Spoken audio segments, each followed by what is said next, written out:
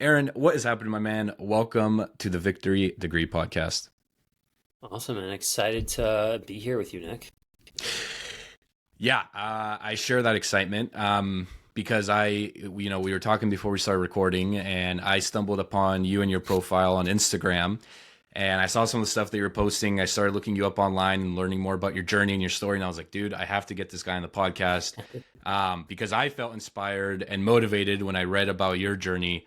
And we'll kind of tee up the question here, but I don't know if you remember. There's that guy, and it's really gonna eat at me because I forget his name, but he was famous because he had no limbs, so he had no arms and no legs, and I think he would record himself doing these like incredible feats of athleticism. I think his name was Nick something. He might have been Australian, but he became a motivational speaker and started touring, the world, giving these motivational talks. And for some reason, I remember, well, not for some reason, because his story was really inspirational, but I remember watching him as a kid and just thinking to myself, like, dude, this guy has no limbs, like no arms, no legs, and is out here laughing, smiling, taking life on, not only taking life on, but succeeding at a very high level. And meanwhile, I'm here complaining about, the temperature in my room is 2 degrees warmer than it should be.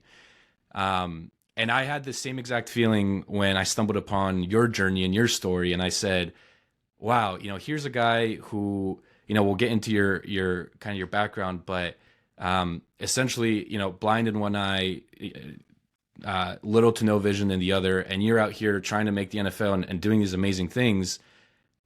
For me, it's just such an honor to sit here across from you and get to pick your brain and try to instill some of that inspiration, some of that confidence in our audience. I appreciate that. So Aaron, for those who may not be aware of your story and your journey, and if somebody's just clicked on this video, why do you think they should stick around and listen to what you have to say? Look, the 30-second overview is I'm legally blind, as you said. Played football at Tulane University, where I became the first legally blind Division I athlete to play in a game. Was named as team captain while I was there and went on to become an NFL free agent. And I think the biggest thing we'll talk about today is just my story and how you can learn from it, how you can take those lessons and implement them to your life and, accomplish your goals. And so I hope that's enough for someone to hear and want to stick around. Yeah. So if I have your story correct, you were born blind, right, in one eye, and then kind of severely limited in the other. Is that true? Correct. Yeah. Okay. So from a young age, you were dealing with this. Do you have any like childhood memories of just having to go through that, or were other kids saying stuff about you? Like how was your childhood kind of shaped by I guess by this by blindness, really? I think to one extent it was similar to any other kid out there where, I'm trying to play sports, I'm trying to just go to school, trying to fit in, all of that. On the other extent, the other end, it's completely different. For me, trying to navigate that world growing up being legally blind was challenging. Obviously there's always challenges, but as a kid especially, trying to play sports and being terrible at all of them, being unathletic, being picked last for every sport you ever try in school, having to explain to everyone what that's like and having to, struggle in different ways than other kids, athletically, socially, in school, all those areas, I think brought different challenges than most kids without that type of disability.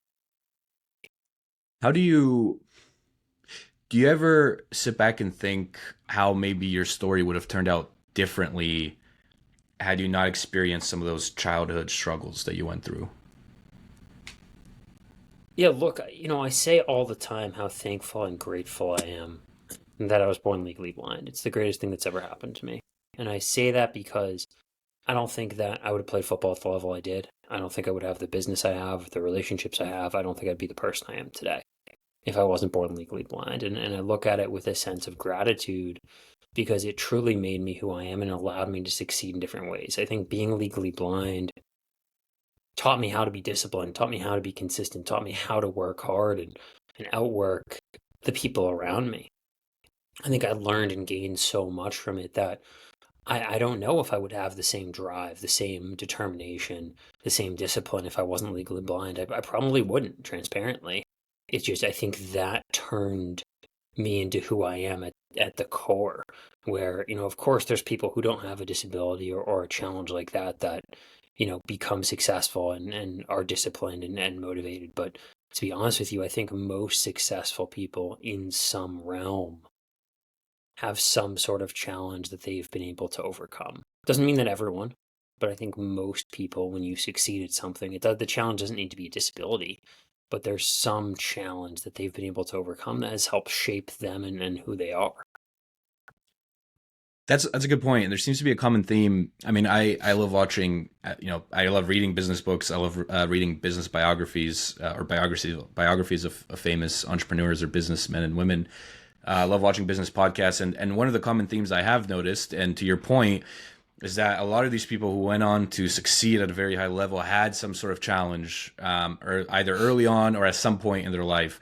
And like you'll hear the age-old story, person X was bullied and nobody believed in him or her, and that kind of fueled their fire. And lo and behold, they start Walmart, or they start Tesla or whatever, right? Like they go on to become a fantastic entrepreneur. And I've always been curious, why, and I guess I'll get your perspective on this. Like, why do you think that is? Like, why do you think we need that challenge and that adversity, especially early on, to kind of, light that fire underneath us?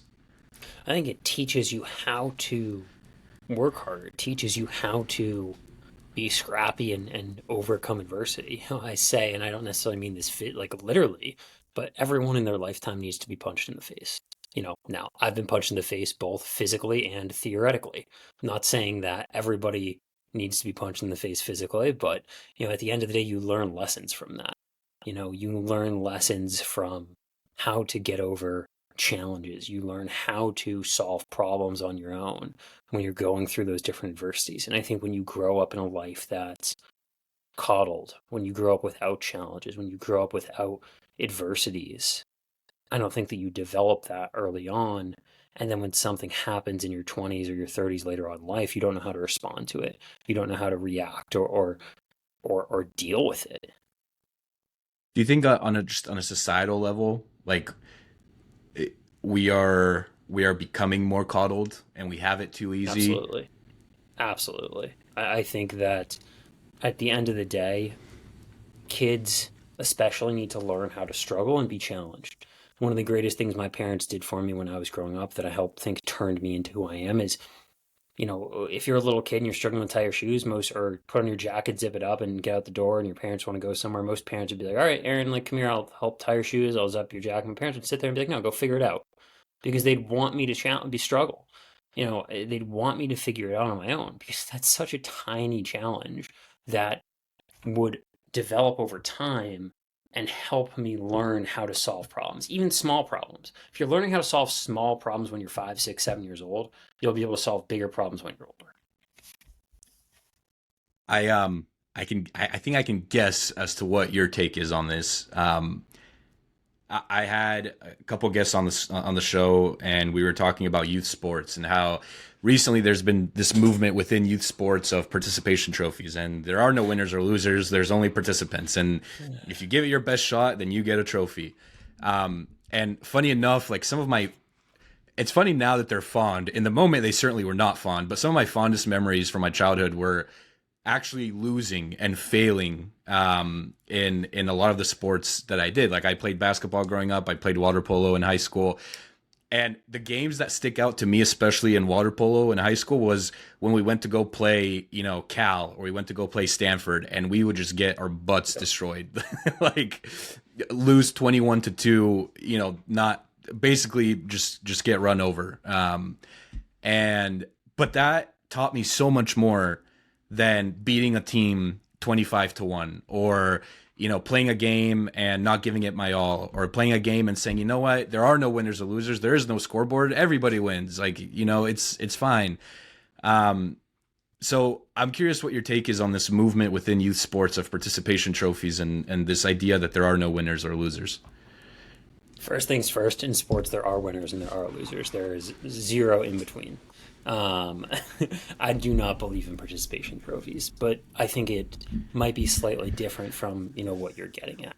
I think at the end of the day, when you're giving someone a participation trophy, you're telling them you aren't showing them that it's okay to lose. Of course, I want to win at everything I do, but you need to learn that it's okay to fail, it's okay to lose. And you don't learn that it's okay to lose and it's okay to fail unless you fail. And if you come in eighth place, you should not get a trophy for coming in eighth place. You should understand that you lost, you should understand that you failed, and you should learn from it. I've started more businesses that have failed than have succeeded. I got rejected from more Division One schools than allowed me to play. I've failed so many times, so many places, but you need to learn how to lose, learn how to fail, and learn that that's a part of life. Because if you don't understand that you can fail, learn from it, and then succeed the next time, then you won't succeed at all. I think that's so important because when you fail at something and you learn from that failure, I take the example of a test in school. If you go to school in September and you take a test and you get an F on that test, and then you go home, you learn, you ask for extra help from your teacher, you go to extra office hours, you learn how to study differently. And then October, okay, you take a test with that in that class and you get a C. Okay, same thing. You go home, you change your study habits, you learn, you go to office hours. And in November, you take a test and you got an A. That wasn't failing. That F taught you what you had to do to study, to learn, to change your habits and your behaviors so you could start getting A's a couple months later. And unless we show kids that they can lose and it's okay because they can learn from it, then they won't be successful. We can't just be handing out participation trophies to make people feel good. I have a question for you about failure and how you reframe failure, especially with that story about test taking. But I do have this, I guess it's a story parable that kind of brings home the point about struggle. And the story is about a cocoon with a moth inside of it. And so a man stumbles upon this cocoon and he notices that there's a moth trying to break out of it. And there's this tiny little crack in the cocoon. And the moth is trying its hardest to break out and they just can't break out. And so the man says, well, let me help out the moth. Let me make the crack a little bit bigger. Let me, help it escape this cocoon. And the moth does escape, but it can't fly. There's too much fluid on its wings, and it's essentially paralyzed. And the moth dies within a couple of days. It can't fly. It can't find food. What the man learned was that the struggle of actually coming out of the cocoon is what frees the fluid from the moth's wings and allows it to fly. And so, without the struggle, the moth dies, but with the struggle, the moth, ends up, living and hopefully living a good life, but at least finding food. So that story, I always come back to that and I say to what you were just saying, without struggle, there is no pleasure. Like you can't achieve greatness without struggling. If you go back through history and look at any of the great athletes, like name me a single athlete that, overnight just became, a top athlete in their respective sports. Alex Hormozy, who I don't know if you follow, but I've said it time and time again on this podcast, he has a fantastic way of reframing this. And he says, what if you opened up a story and the hero just goes and defeats the dragon? And that's the story. Like the hero wakes up, he's like, I'm gonna go defeat the dragon, go defeats the dragon. That's the end of the story. Like what a stupid story that would, nobody would read that story. But instead the hero wakes up, he has some sort of struggle that needs to get over, has some obstacles, along his way, gets stronger, faces his fears, and then finally goes and defeats the dragon. And now it's Lord of the Rings or it's, Harry Potter. And it's this amazing story. So I just love the idea that you need some type of struggle in your life. 100%. I wanted to ask you about failure. So the way that you reframe failure is, if I was picking up on it correctly, is that you're essentially saying that there is no failure, there's only learning. And so even if you quote unquote do fail, it's an opportunity for you to learn. Is that kind of the correct way of looking at it? Yes and no. If you choose to learn from it, great. If you fail and then make the same mistake the next 10 times and keep failing, well, then you failed and that's your fault and you're a failure. But if you fail, make a slightly different mistake and then fail, and then make a slightly different mistake and still fail, and make a slightly different mistake and start to get better, make a slightly different mistake, and then you win. It's like you are failing, but you're failing differently. And so that isn't the same thing as failing by doing the same mistake time and time again. If you're failing because you're making the same mistake 1,000 times in a row, well, that's your fault. Let's just be honest. But if you're failing because you're learning, you get better. You make a different mistake, you get better. You make a different mistake, get better. A perfect example for this is, honestly, so a few months ago, I started doing and learning Brazilian Jiu-Jitsu. And as you can imagine, someone who's brand new at that, you're pretty new and you get beat up, in class. But at the same time, I have my strength and my athletic ability from football. But that's a perfect thing where, you're not going to go out and, compete against a black belt and be really good day one. That's just not going to happen. But, as long as every single time I go, I know I'm going to fail because I'm not very good. I'm new at it. But as long as I can learn from last time and fail a little differently and get a little bit better and find those little bit of things, then I'm getting better. But if I consistently make the same mistake day after day after day, then I'm not improving, and that's on me, and I need to figure out why. I want to talk about just how people can get over this fear of failure, and I'll bring up a specific example and give you my thoughts on it. So within content, right? There's always people that want to do content, but they don't do content because they're scared of what other people think. And that fear of what other people think doesn't only apply to content, it can apply to multiple different fields. I just see it the most in content. That's kind of the field that I'm focused on now. Yep. And I was thinking about it because, the advice that I'm sure you've heard, whether it's business, whether it's content, whatever you're pursuing, is like find like-minded people and, find a tribe that you can associate yourself with. It'll make things easier. And I was thinking about it, like when it comes to our human nature, right? Like we always want to fit in within the tribe. And so if you're hanging out with a bunch of people who, again, taking content as an example, are not doing content, you are going to stick out of that tribe. And so now you're going to feel that weight of what they think about you a lot more than if you're hanging out with people who are also doing content, because they, in your mind, like your perception is they are going to judge me less because they are also doing it. So I'm fitting in with the tribe. And so when I was thinking about like tactical ways that people could get over the fear of failure, finding this community or like-minded people seemed to always rise to the top in terms of like best advice that I could give to someone. Is that your perception? Like when people say like, Aaron, I really want to do this, I'm scared. I don't know what other people are going to think of me. Like, is your advice find like-minded people, or what do you usually tell them? I mean, yes and no. Look, I see the benefit of finding like-minded people, and that's great to have around you. But at the same time, it's also good to be around people who have different opinions, different perspectives, different thoughts and beliefs as you, so you can learn from them. I think the biggest thing, and I never will ever get into politics with anything I do, but the worst thing in my opinion is when someone who's far right and far left can't even have a conversation. It's like there is some middle ground somewhere. Like literally just talk. Like stop yelling at one another, because you can learn from one another and figure out what you can both agree on. But when it comes to kind of the failure side of things there and how you can get over it, I think the biggest thing is asking yourself is like, what is the worst that can happen? What is the absolute worst thing that can happen? Oh, someone makes fun of you and teases you. Oh, boo-hoo. Go home and forget about it. If someone's really spending their time making fun of you and caring about what you do, then something must be going so wrong in their life that they have to be focused on you instead of focusing on themselves. Like that's the end of the story. It's that's kind of how I think about it. Yeah, Tim Ferriss has that really popular fear setting exercise, which is essentially what you just described. Is like, if you're scared to do something, just think of like the worst possible outcome, write it down, and then realize that it's actually not that bad. Like, all right, your business dies or doesn't succeed. Like, all right, you're on to the next one. Like what's the worst? Or to your point, somebody makes fun of you and then you just move on. Yeah. I mean, and also like the whole like, I'm nervous about what other people are going to think of me. Like try and think throughout your day, like how much you think of other people and how fleeting that thought is. Like even if you see something on Instagram and you judge someone, like you might judge them for 5 seconds, 10 seconds, there's like one or two thoughts in your head, like, oh wow, like that, that person is corny, like for example.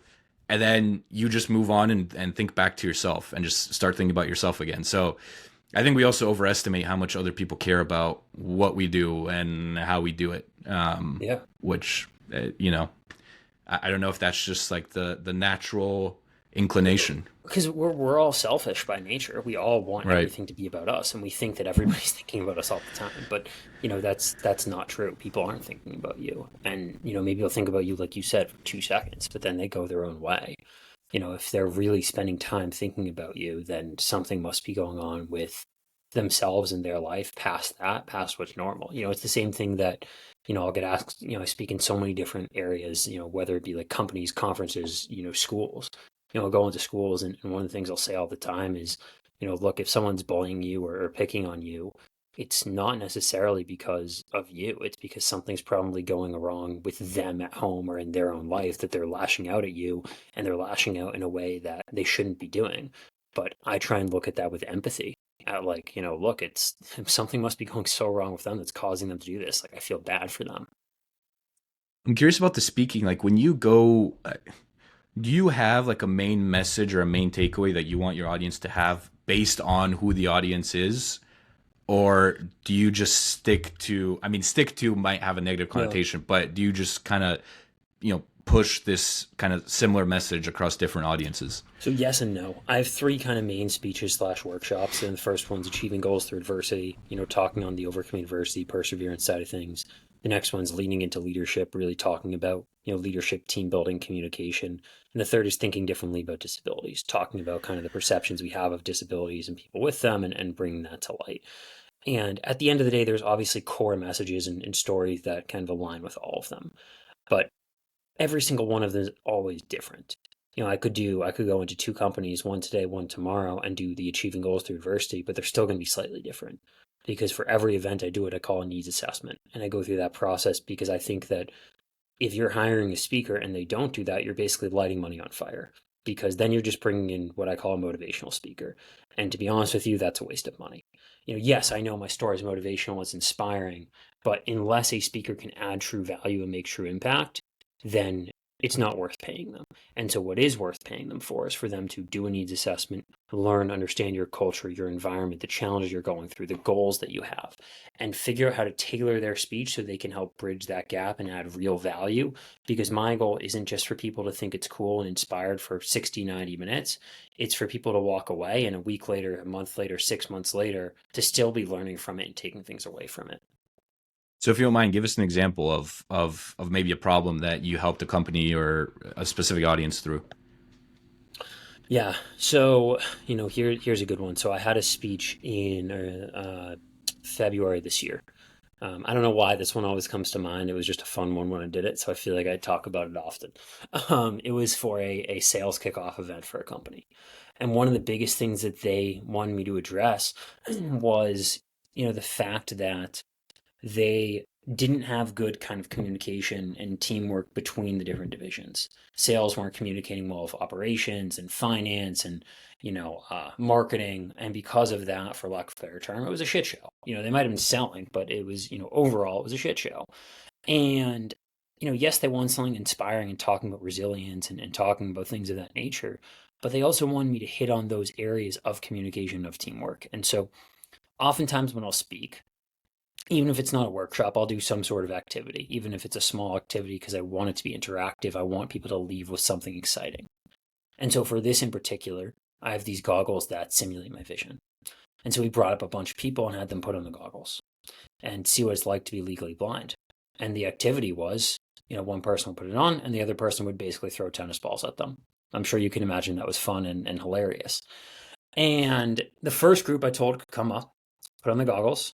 The other person's going to throw, and you cannot communicate at all. Just start chucking tennis balls at them. As you can imagine, just going to hit them. The next group would come up. One person puts on the goggles. The other person is telling them a little bit. Okay, I'm going to throw it now. I'm going to throw it now. Get ready. Like just little things like that. So they could, maybe catch a couple of them, but it was still really hard. The third group would come up, and it was communicate as much as humanly possible. Where to put their hands, when you're going to throw it, how you're going to throw it, how fast, what direction, every little detail. And of course, they're not going to catch every ball, but they're going to catch a decent amount of them because they're communicating and working together. And I was trying to prove and show how communication is only going to help each individual, each team, each sector in business as a whole to succeed. And when we work together, when we communicate, when we collaborate, we're all going to win. We're all going to make more money. We're all going to succeed. And that's kind of how I drove that home in that specific instance. Do you think first of all, I love that story. Second of all, do you think that there's certain advice that is certain, let me rephrase that, certain cliche advice that is underrated? So I'll give you an example. Everybody says to work hard, but I think that people say it so often that there are others who think, well, that can't possibly be the answer because everyone says it, right? Just work hard. And so they think that there's some more complicated answer to finding success or whatever their goal is. Do you think that advice like that is underrated, I guess perfectly rated, or overrated?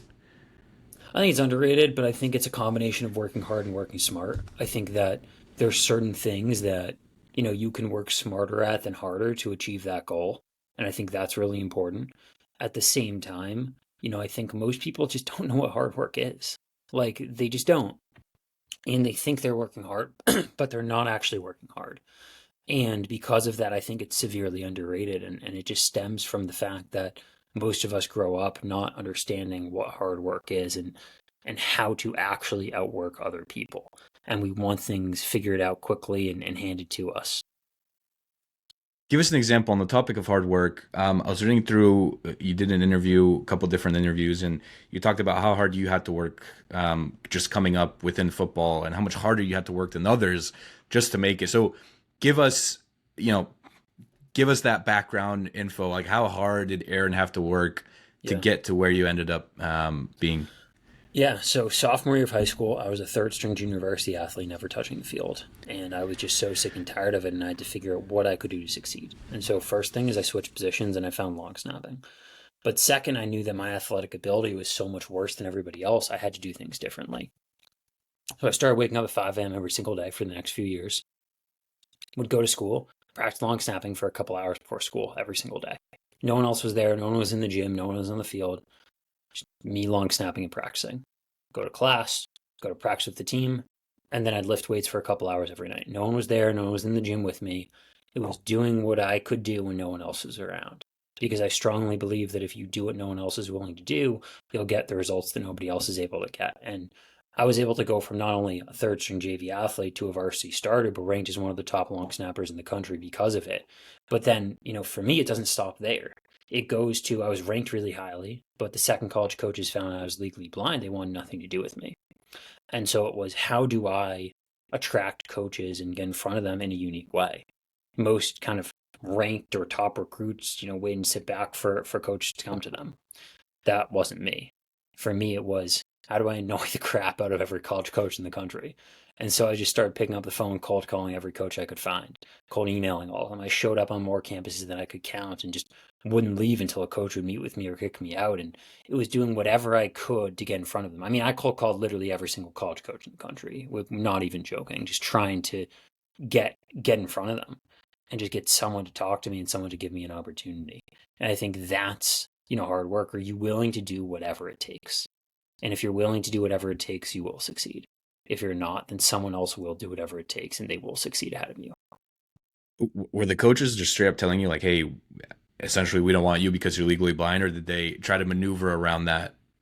I mean, no one straight up said we don't want you because you're legally blind, but you could tell how conversations go.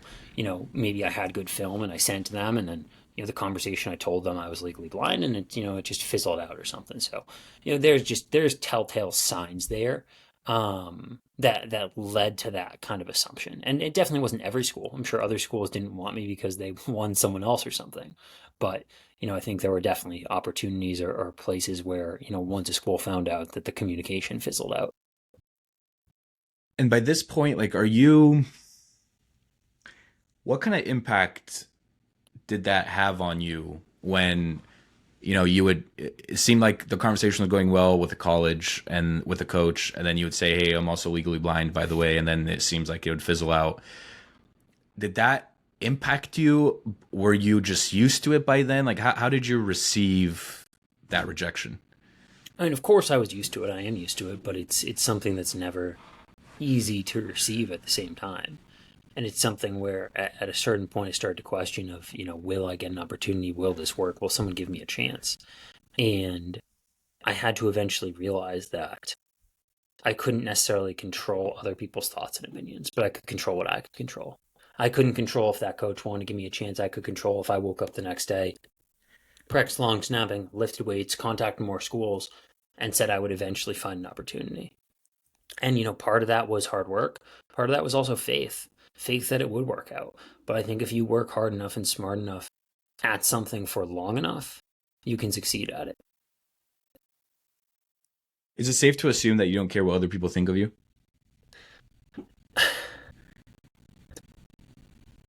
The answer that I want to give, obviously, is no, I don't care. But anyone who ever says they don't care is lying. Everybody cares to a degree.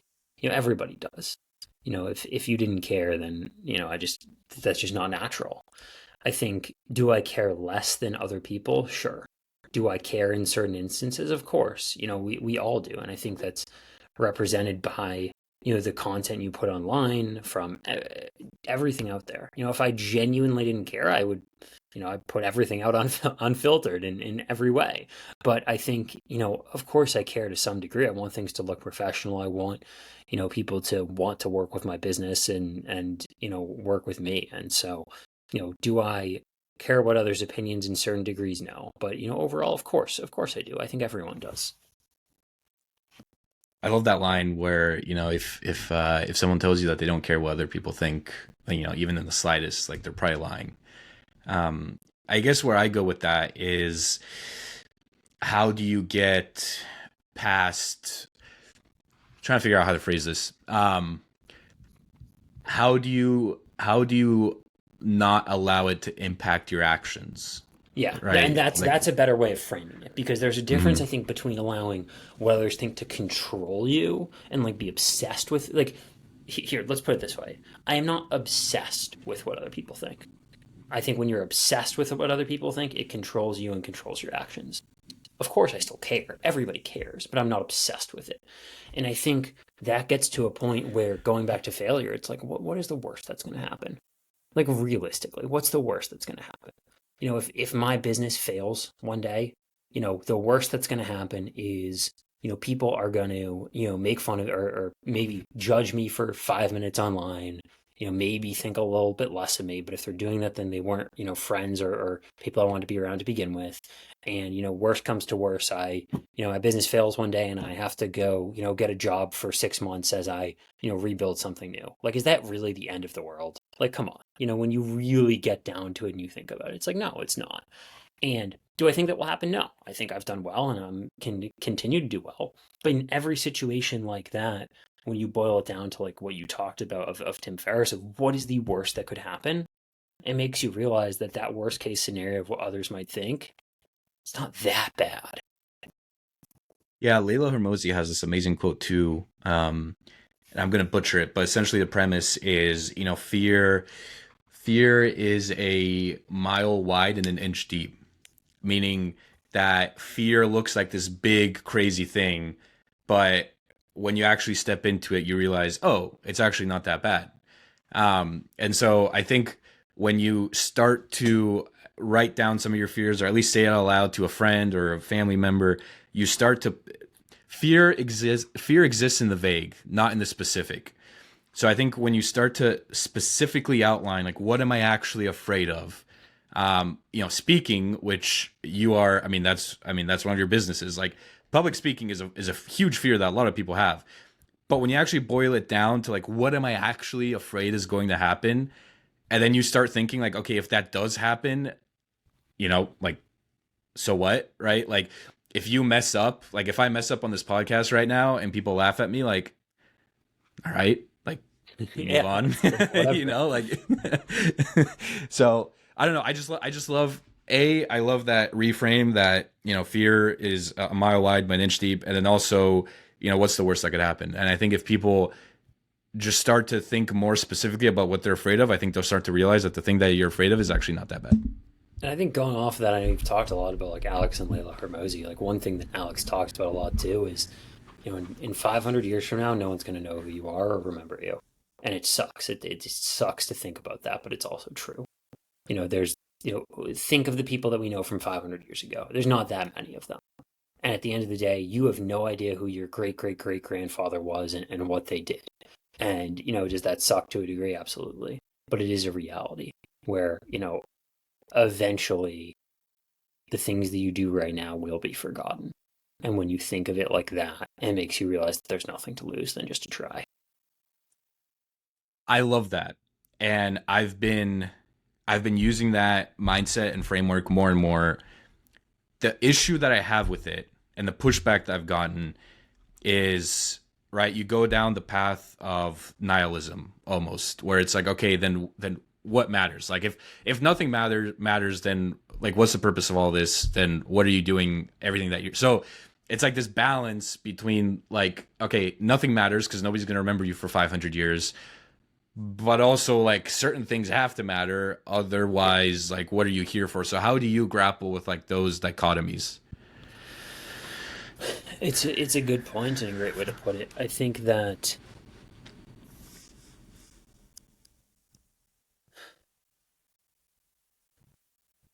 the goal, I think with everything I do, is to understand that there is a and look, obviously you don't know what Alex means by that unless you talk to him yourself. But I think when I interpret it, I think that what he means is for most people, chances are in 500 years people aren't gonna remember your name, and that sucks. But at the same time, every single one of us on this planet has the chance to be remembered. Every single one of us knows who George Washington was. I know that's not 500 years ago, but it gets the point across. Where he did something incredible with his life. He was a great individual that made a legacy for himself, and you can say that about a million other people. And we all have that opportunity to do something great and to be remembered. And so why not spend the time that you have here trying to forge that for yourself so you can be one of those people that is remembered and did do something great? Because the amount of people that are remembered, there's a million times that aren't. I love that. It's almost like you're extracting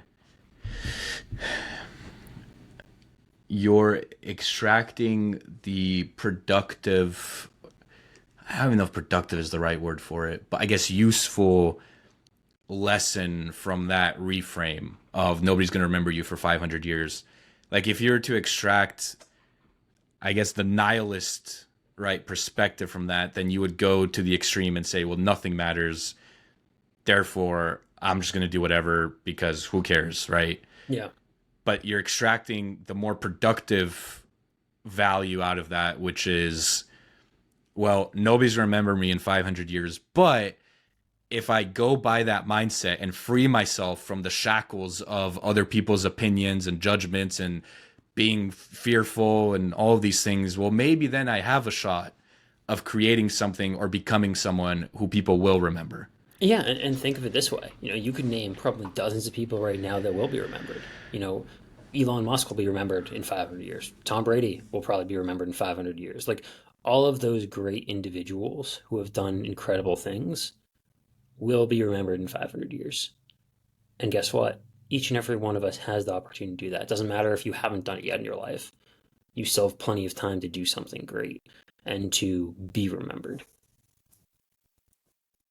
Growing up, did you look up to any athletes, or it doesn't have to be an athlete, it could be an entrepreneur, it could be whoever. Did you look up to them and say, that is my guiding light. Like I want to be like him when I grow up. I mean, growing up in Boston, of course I wanted to, be the next Tom Brady. I was a Patriot, I am a Patriots fan, but I grew up during, the fun years. Let's put it that way. Um, but at the same time, I wasn't looking up to him in the degree of can I be him? It was, I think, just I loved football and I wanted to look up to a different athletes like that. Um, it's a tough question because I think that I never necessarily had these people that I wanted to exactly emulate. Yes, I thought it was cool. Him and other athletes are always, were always amazing to watch, and I wanted to be like them to a degree. But at the same time, I think for me, I always focused on what I could do better. I think I talk a lot about the difference between internal and external motivation, I call it. And internal motivation is doing something because you want to do it, not because others say you can or can't or what they think. And it's focusing on why you want to do it. And external motivation is focused on why someone says you can or can't, or what someone else says or does, or the external forces. And external motivation only lasts so long. Look, when I go to the gym and I want to squat a heavy weight and put something on my back, it's like, okay, cool. I'm going to focus on something that pisses me off for the next minute. Like that's fair. But past that, it's like, how far is it really going to get you?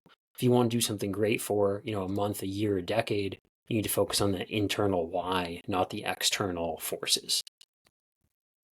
I asked that question because you were asked that question in a separate interview, I think that you did for the Entrepreneur, or maybe it was a different magazine or website.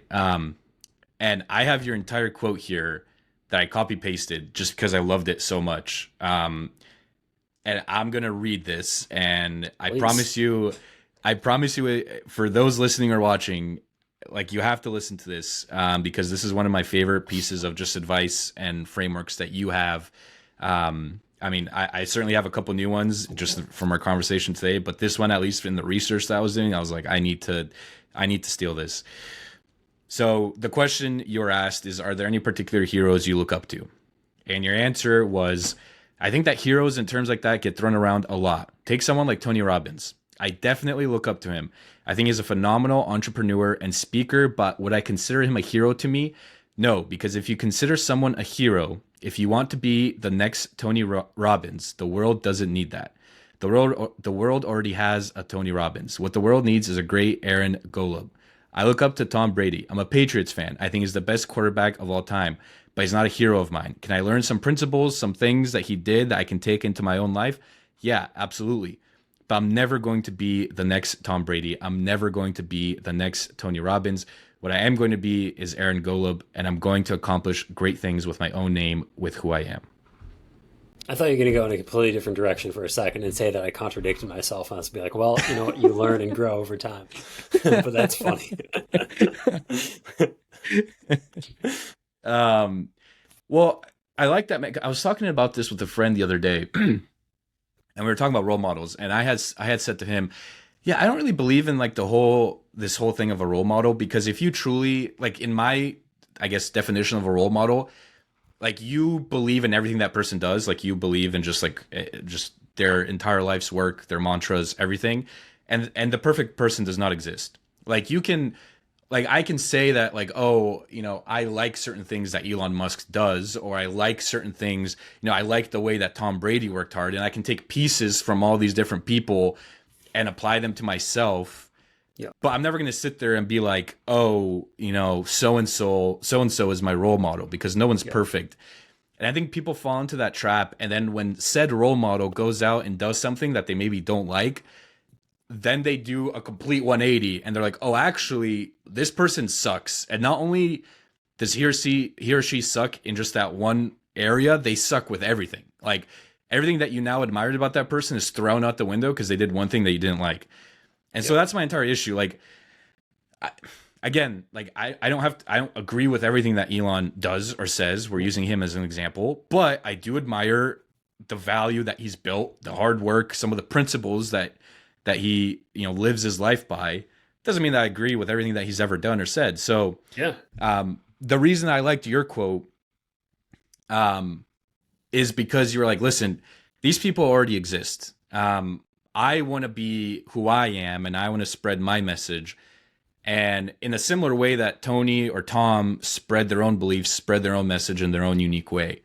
So that's why I wanted to read that to you, to see if you remembered it, and then also just to the audience. That's awesome. No, I appreciate it. Yeah. It also, like when I was first starting out the podcast, I've told this story before. I had this whole idea of a niche, by the way, niche, however you want to say it. But I say niche. So I had this whole idea of a niche, and I was like, okay, so I need to fit within this specific niche, and I can only talk about these specific things. And if it falls outside of that, like, nobody's going to listen to the podcast, and nobody's going to listen to me. And I would just, like, basically draw myself into a corner. And then I realized, I was like, wait a second. like all these podcasters, all these people who, let's say I look up to in the podcasting world, like they are their own niche. Like they have carved out an audience who are interested in the things that that podcaster is interested in. And so I was like, you know what? Like, I don't want to be the next Chris Williamson. I don't want to be the next Joe Rogan. Like they have, like, I'm not into the UFC. Like I'm not into MMA like Rogan is. Like not really into aliens like he is. But like I'm into business. I'm into sports, right? Like those are my two areas. I'm into like motivation, kind of like life advice type content. So it's like that's what I'm interested in, and that's what I'm going to stick to. So again, a little more context, I guess, as to why that quote of yours resonated with me. No, I love that. I love that. And at the end of the day, it's like you don't need to be in that specific niche, because even if a conversation goes outside of it, those same people, talk about a million different things on their shows all the time. And, oftentimes they relate back to some of those topics that they, are interested and associated with. But at the same time, it's like not every single episode is about those things for all those, huge podcasters. Yeah, I heard Tim Ferriss say, he was like, if 10% of your podcasts are someone's favorite podcast, like that's a good place to be in. Meaning like if one of your 10 podcast episodes that you put out really resonates with someone and like really hits home for them, that's great, because you're not going to be able to satisfy everyone with every single one of your episodes. And I'm sure like sometimes you probably have a similar feeling. I'm interested to hear your take on this. Like even when you're giving your talks, like do you go into it thinking like, oh, I want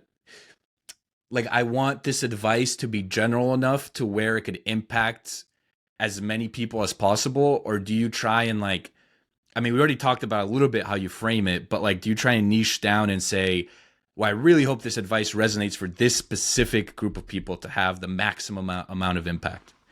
I mean, I think for me, I have enough of an understanding of what they want out of it, because I go through that whole needs assessment pre-event process. So like, I have a pretty good understanding of who's going to be in the audience, what their challenges are, what their goals are, and what they want the takeaways to look like from it.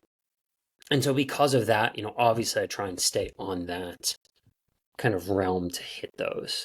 At the same time, I've said this before, I've gotten on stage and had one idea in mind, and for whatever reason, something totally different comes out of my mouth at certain times. And, it's not necessarily what I planned the whole time, but it's what people need to hear. And I think that's just letting things flow how they're supposed to at certain times. It's the same thing with podcasting. I'm sure every episode you do have a structure of how you want it to go. But I'm sure there's plenty of times, whether it be this episode or other episodes, that things go in different directions. And maybe it's not how you planned, but it's how it was supposed to go, because that's what, messages either you need to hear, the guests need to hear, the audience need to hear at that time. Yeah, and I think to your point, like there's always like a fine line, right, between like over preparation, under preparation, keeping the conversation natural and flowing, and not making it seem like I'm just almost like it's an interview. I'm like, so Aaron, tell me about this, experience in your resume, because that's just robotic. AI can do that. I mean, I can sit here and train an AI to just ask you 10 questions about your experience, and that could be a podcast. But I think what people value, and what I figured out, Chris Williamson said this too. He's like, yeah, I thought podcasting was like trying to extract as much value as you can for your audience. And like, while that's partly true, he was like, what I've come to see is that like your audience really appreciates the vibe that you kind of architect during the interview. And so he was like, I don't really view myself as an interviewer. Like I view myself as a vibe architect. And I've been stealing that ever since then. I'm like, I love it. I'm just a vibe architect, man. Like I want to have fun. I want my guests to have fun. I want us to be loose. I want us to, because that's also when the best conversations come out. Like if you do feel pressured, then that is bad. But if you felt pressured during this interview, like you would tighten up. Like you would be like, all right, like, like I have to kind of watch what I say, like I can't give out my real thoughts and opinions here. I don't know. So I'm just a vibe architect, man. I'm just here along for the ride. And I have no idea where I was going with that. But yeah, that really stuck. And even if you listen to like Rogan, like the reason people love Rogan is, I mean, first of all, just fantastic conversationalist. I mean, it's the reason he's the biggest podcast in the world. But he goes from topic to topic. Like you truly feel like he's sitting there talking with his friend, and they're just shooting the shit, and they're just catching up, and they're like, oh, like I saw last week that there were some aliens in Arizona, and then also did you see like this UFC thing? Also, like, what's your opinion on Trump? Like, what do you think of it? Like, it's really like you're having a conversation. And what's interesting is how he can do that across everyone. Even someone who you wouldn't expect. Like, I'm pretty sure I listened to, and I don't listen to all of his episodes, but I listen to them here and there. And I'm pretty sure he had one recently with like Bernie Sanders. And it's like you would not picture those two like vibing. And it's like they clicked. It's like you can't even explain it. It's like he's so good at what he does that it doesn't matter who it is. Dude, he'll have a podcast with Bernie Sanders, then the next day he'll do a podcast with like Theo Vaughn. Yep. As my voice cracks, Hilarious. still going through puberty. But it's just wild. Like I aspire. Listen, I'm also bald, so I aspire to be. We were talking about role models before. Joe Rogan is my role model. I mean, I'm partially kidding, but especially when it comes to like interview, like just like interviewing, the ability to hold a conversation, like he's certainly someone that I look up to. But again, going back to our earlier points, like just because I admire that about Joe Rogan doesn't mean I need to admire every single thing that he does or says. Like there's things I definitely disagree with. Yeah. And so I don't know. Like I'm curious your take on this. Like people say, like some people say, like they give the advice that like the key to happiness is to like lower your expectations. Do you agree with that? Like lower your expectations for other people, you think? Yeah, for other people. Like I've heard I've heard it a lot when it comes to relationships. It's like if you expect too much of someone, then you're just going to be disappointed. And then also in that same light, like if you expect too much of yourself, it's just added pressure and you're going to ultimately disappoint yourself. I mean, I don't know. I mean, like I'm always trying to set a goal, set a bar that's a lot higher than I think I can than maybe realistically I can achieve. Like I'm trying to set high expectations that like maybe I will miss because I think realistically, if you go in, let's just say you're like, hey, I'm new to the gym, I want to learn how to lift weights, and I want to set a goal that in 2 years from now I want to squat 500 pounds, and you've never squatted before. And it's like, okay, is that realistic in 2 years? Probably not. But maybe because you're pushing yourself so hard and you're going towards that, maybe you end up squatting 400. But if you had set the goal as 400, maybe you would have ended up squatting 350. And I don't really agree with. I mean, look, is there a difference between, I wouldn't say lower your expectation. I mean, I think there's certain things, especially in relationships, of like accepting the person for who they are in certain instances and things like that, of course. But I think when it comes to like expectations, especially expectations for yourself, I'd rather set them higher so I can push myself past what I thought I could do. But how do you balance that with like pressure and with burnout? And because again, those seem to be like two opposing areas, right? Where it's like you do want to push yourself, but also don't push yourself too hard because all these bad things can happen. It's like how do you balance that? I mean, Let me ask you a better question here, yeah, and then okay. we'll get back to that. Have you ever experienced burnout? Um, It's a worse I mean, question. I think yes, in certain businesses that I've run, absolutely. Like, I'll give you a perfect example. You know, like I told you, so I've run, my speaking business, and then I, recently built a software that we're launching soon, and that took the replaced kind of part of what I was doing for consulting. And so, yes, I still do like consulting with companies where I'll go in and I'll do kind of the leadership side of things. Like maybe I'll speak or do a workshop, and then it will lead to consulting with them. But I also used to do like consulting with speakers, where someone else who wanted to become a speaker, I would, my team and I would like do consulting with them and coaching with them and help them, build out that speaking business. And do I still do it? Like very rarely. If someone comes to me and like we click and we vibe and it's like a really good fit, sure. But like I got so sick and tired of that business as a whole, of just like not only the like coaching and consulting industry, but specifically like speakers as a whole. That's a whole other can of worms that, we could we could spend time talking about. But yeah, I got very, very burnt out of it. And thankfully I was kind of like figured out this whole software thing that I ended up building, and it allowed me to transition out of that, business, because I was focusing on both that and my speaking instead of that and my speaking. Um and so yeah, I got very burnt out, and kind of left that part of my business behind because I just didn't want to do it anymore. But it's not that you left because your expectations were too high for yourself or that you put too much pressure on yourself. It's just like, hey, I don't really want to be in this business.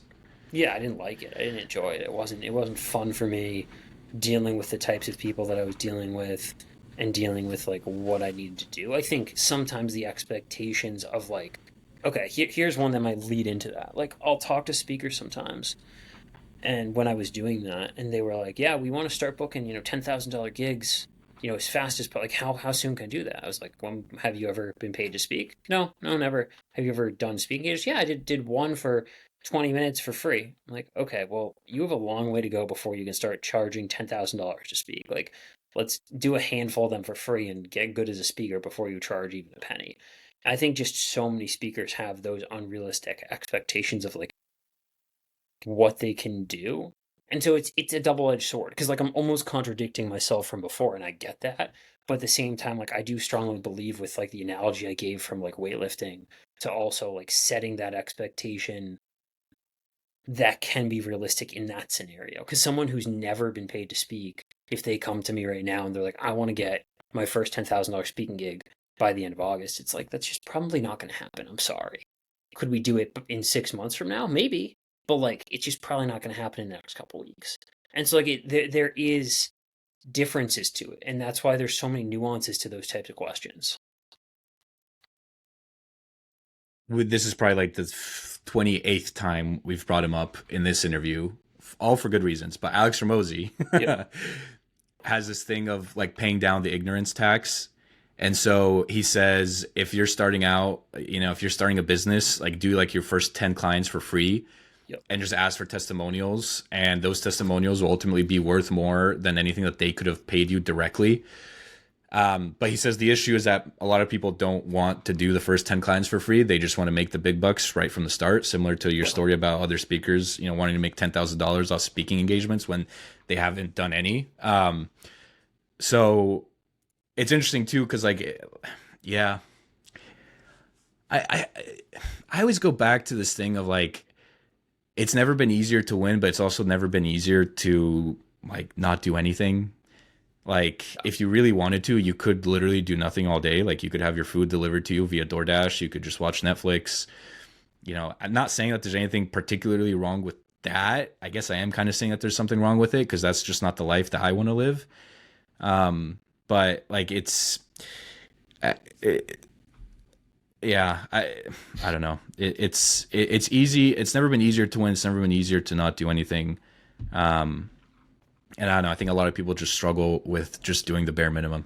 But I think because it is easy to win, it almost also like I agree with you 100% first. But second, because it is easy to win, I think it's also easy to lose. Like in this Hmm. day and age, like I see so many people all the time talk about like they want to start a business, but they're like, I need to get the website perfect. I need to get all this Hmm. legal paperwork in order. I need to get the branding and the logo right. I'm like, just freaking start. Like, just go do something for someone, get a testimonial or get paid with it for it or whatever, and figure it out as you go.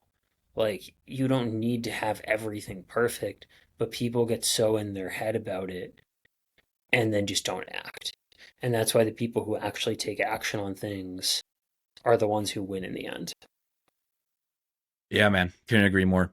Um, action cures all. And I think I was just watching a video this morning. Chris Corner, who I don't know if you're familiar with him, but highly recommend. He has a YouTube channel. I think he has like 1 million Instagram followers, but basically he's in the world of business and he does these really cool YouTube videos where he's like, hey, I built this, business in, an hour. That's actually a video I watched this morning of him just building like this AI agent, basically voice that handles after hour phone calls for garage door repair companies. Like super niche, but he said, I mean, he basically proved it. He was like, listen, some people would sit here and try to design this perfect website and like do all this. All I'm going to do is go scrape Google Maps for like 500 phone numbers of garage door repair companies in the Dallas Fort Worth area. And I'm going to use like all these different softwares to go and send text to all of them and see if they're interested in this AI agent voice, and just be like, hey, it's $50 for every lead that you close, using this AI agent voice in after hours, and just go send that to them. And then I'll worry about the logo, the LLC, and like everything afterwards. Yep. And so, that's how I think about content too. Sometimes it's like, yeah, I could sit here and perfect every single word that you and I have both said on this podcast, and that could take hours. Or I could just post it and have it be good enough. And I think people actually are starting to appreciate more of like the raw conversation versus like the heavily edited clips and all of that stuff. I feel like especially as we get into AI, like people are just going to appreciate just the raw conversation over, all these fancy edits. Yeah, no, 100%. So is that like how you view your content too? Like I know you post a lot, so. Yeah, I mean, like, I don't have a ton of like the raw stuff, and that's maybe something I should do more of, because most of my content, at least like to date, has been more of like, I'll do a speaking engagement, I'll send it to someone who will, basically go in on my team and cut out, 20 shorts from that, speaking engagement. And because they're cutting it already, like they're making it look good, they're making, animations, but it's also not like heavily edited. I've thought about doing some more raw stuff though, and that's something I probably will start getting into soon. But to date, it's been more of just like, I have a speaking engagement, I send it to them, and they like cut it up. Yeah, I watch a lot of your clips on Instagram, man. I wouldn't classify your clips as heavily edited at all. Like I like you have transitions and all that stuff, but you're not flashing up different graphics every 2 seconds. Like some of these clips that I watch, it's like it's almost like sensory overload. It's like it's way too, yeah. There's a balance. It's like, dude, like I don't even remember what you said because my brain was too occupied trying to process like all these different photos and videos that you kept flashing up. Like I don't know what you said. There's a balance to make things like that work and retain. I mean, especially in today, like people's attention spans are like 3 seconds. It's yeah. You can only do so much. Yeah.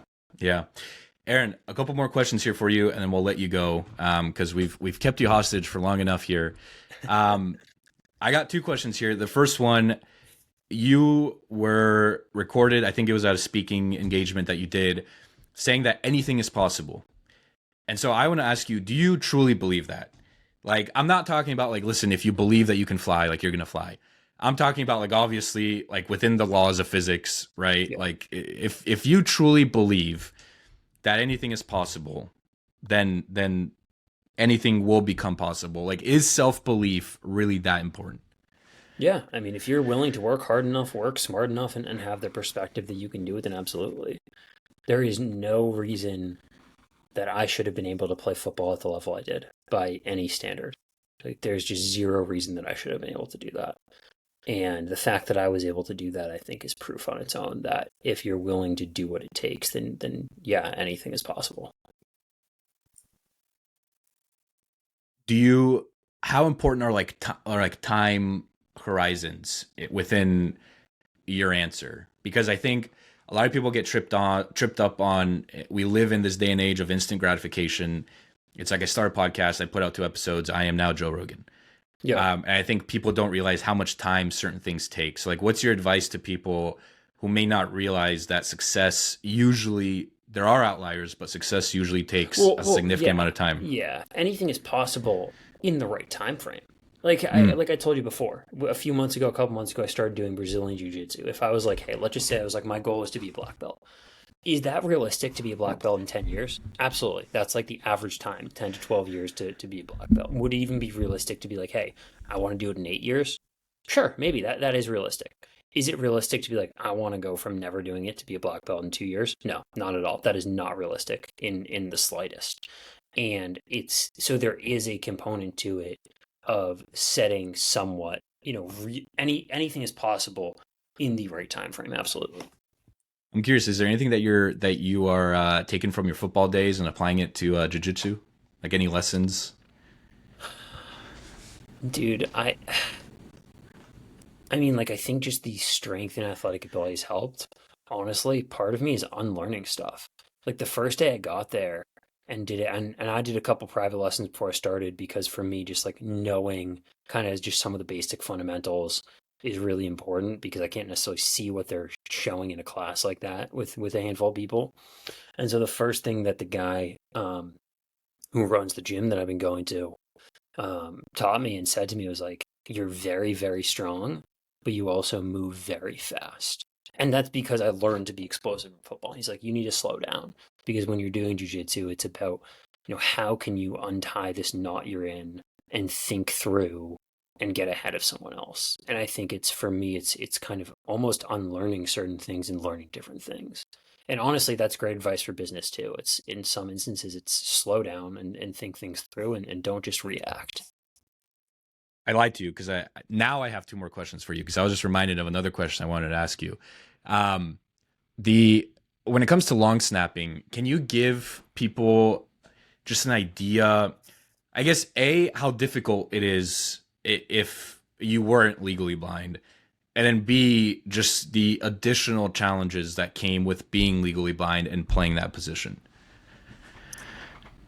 I mean, I think it's difficult regardless. It's such a muscle memory position. You have to be so accurate and get a good spiral and great location. So it's challenging. You have to have a fast, accurate, good snap. At the same time, is it harder being legally blind? I don't know. That's a great question because realistically, it's like any good long snapper, like really truly good long snapper. If you're a Division One long snapper, you should be able to snap the ball with your eyes closed, no problem. Oftentimes, I would just shut my eye and just snap because it didn't make a difference for me because it's muscle memory. And if you are a good long snapper, any Division One long snapper who deserves to be there should be able to snap a perfect ball with their eyes closed. It just is what it is. Now, the part that's different is, the blocking after and that type of stuff is obviously different, with vision, with and without vision. There's this I don't know if you've seen this, but Michael Phelps had this story where his goggles snapped in the middle. I don't know if they actually snapped, but essentially like water started leaking in the middle of a race, and he was essentially blind for like the entirety of the race. I think it had happened when he first jumped in, and I forget if it was like a 50-meter, 100-meter race, unimportant. But somebody asked him, and I think he ended up getting like a gold medal in that race. But afterwards, he was pissed because he was like, "Oh, if my goggles had been intact, I could have broken my own record." A, just shows how competitive he was, that he wasn't satisfied with just the gold. He wanted to break his own record. But B, somebody had asked him like, "So how did you swim?" Because like for someone who isn't blind to now all of a sudden essentially right like become blind during a race, like how did you finish the race? And he was like, "Oh, like I would practice that all the time. I prepared for that. Like I would jump into the pool, like basically take off my goggles or like, let water seep in and then go swim and just count my strokes. And like I knew like, all right, if I'm doing freestyle, it takes me this exact number of strokes to get across the pool. And that's how he did it. So he was prepared for that scenario. Just reminded me, just hearing you talk about long snapping and just the muscle memory aspect of it, just reminded me of that story. Yeah. No, that's awesome. Yeah. Aaron, I got one last question for you here. And it's a quote and a question. Tom Brady, who we talked about, recently gave an interview, and one of his like lasting pieces of advice that he wanted the audience to take away was, and I quote, "Be proud of the person that looks back at you in the mirror because that's the person you have to satisfy." Aaron, my question to you is, are you proud of yourself? 100%. I mean, I'm proud of what I've done and what I've been able to accomplish. I think I have a lot more to do. And I think that question, again, is fluid. Because am I proud of what I've done? Absolutely. If I were to die today, would I be super proud of my life and what I've done and what I've been able to accomplish and the people I've been able to help? Yes. But if I stopped here and just didn't do anything for the next 10 years and then I looked in the mirror, no, I wouldn't be proud of that because then that's 10 years of not doing anything. And I think that question is so relative on when it's asked within someone's life. And so as long as I continue to do great things and continue to work hard and continue to make an impact and a difference on others and grow, a legacy, and every day, every week, every year, I can look in that mirror and continuously be proud.